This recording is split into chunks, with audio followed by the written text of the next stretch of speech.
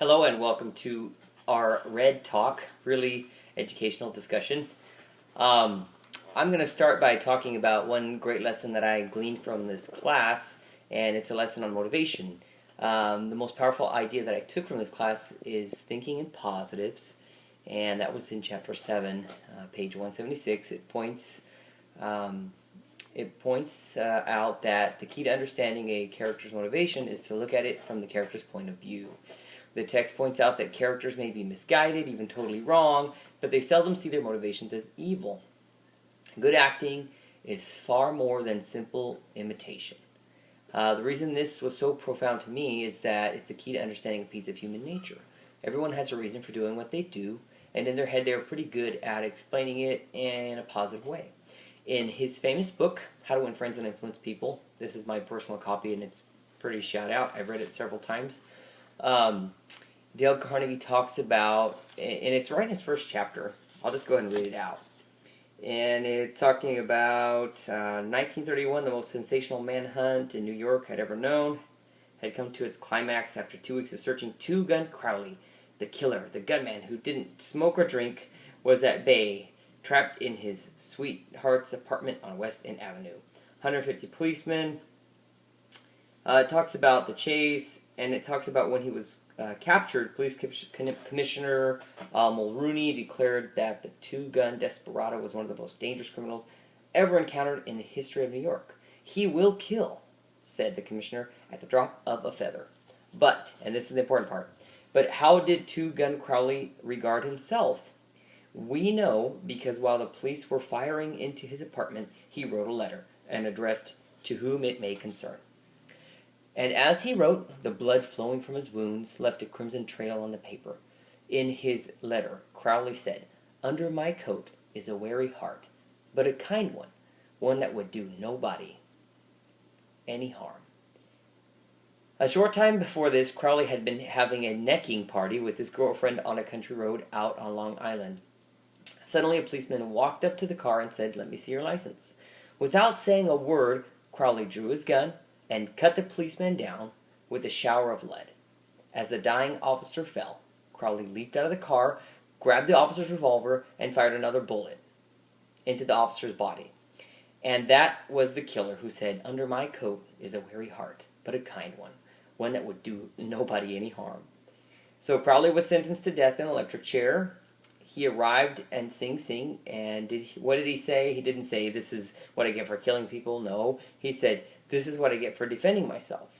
The point of the story is, Two-Gun Crowley didn't blame himself for anything. And it goes on to say that that's not uncommon, that Al Capone was quoted as saying, "I have spent the best years of my life giving people the lighter pleasures, helping them have a good time, and all I get is abuse, the existence of a hunted man." So that's how he regarded himself, as a misunderstood public benefactor. Okay. And it goes on and on. It gives different examples of criminals, horrible criminals, that had done horrible things, but in their minds, they were good people, they had good motivations.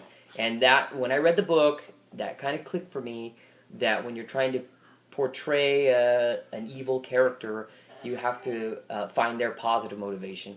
Look at it from their perspective. You're not just acting, you're not just imitating. Good acting is more than simple imitation. That's lesson number one.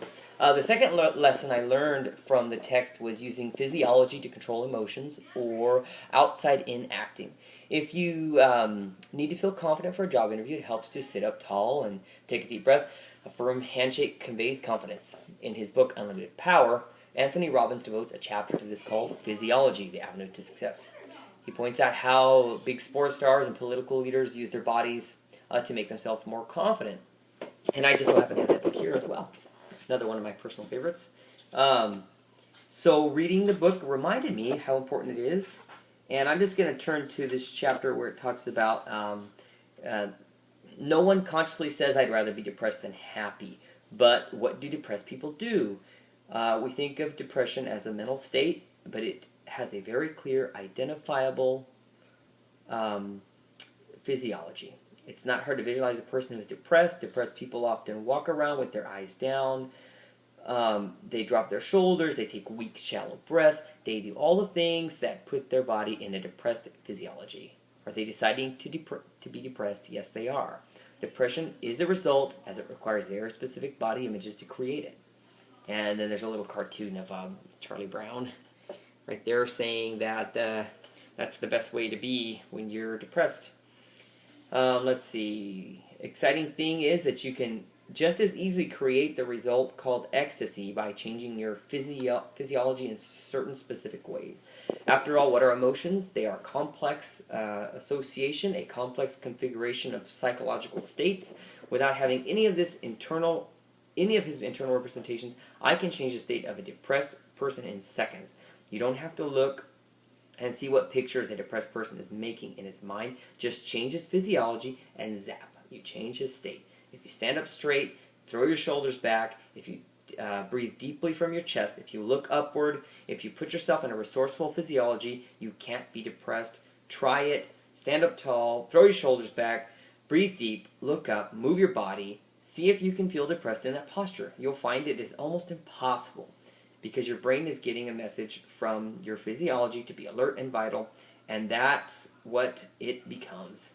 So without going into total detail, reading the whole chapter, there's a lot of really good stuff. He has some pictures of some political figures. This is an older book, so there's different people.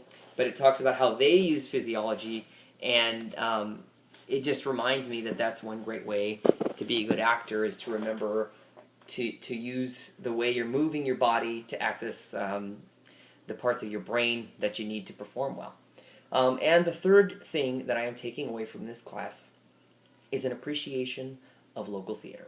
I have rarely attended local theater in the past, and I can now say I am much more interested than I was before I took this particular class. I actually enjoyed the high school production I went to recently. There's a melodrama not too far from my house, and I'm hooked. I think I will be going regularly with friends and family members in the near future. It's a very interesting way to entertain yourself, especially in this digital world where everything's seen through a screen. It's very nice to see real people acting. Thank you for your time.